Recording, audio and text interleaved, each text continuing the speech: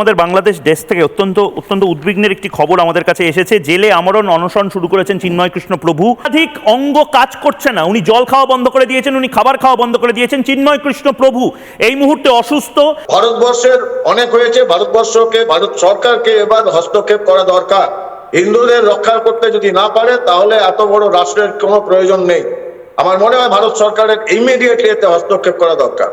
এই ঘটনার তীব্র প্রতিবাদ জানাচ্ছি, চিন্ময় কৃষ্ণ প্রভুর মুক্তি দাবি করছি এবং এই ঘটনার সাথে যারা যারা যুক্ত আছেন তাদের বিরুদ্ধেও আমরা উপযুক্ত ব্যবস্থা নেওয়ার জন্য দাবি জানাচ্ছি। আমরা আমাদের ক্ষমতা মতো এই দেশের বাংলাদেশের যে সমস্ত রিপ্রেজেন্টেশন আছে সেই সমস্ত জায়গায়ও আমরা আমাদের দাবি অবিলম্বে জানাবো আগামীকাল থেকে, এবং আমরা অবিলম্বে তার মুক্তির দাবি জানাচ্ছি।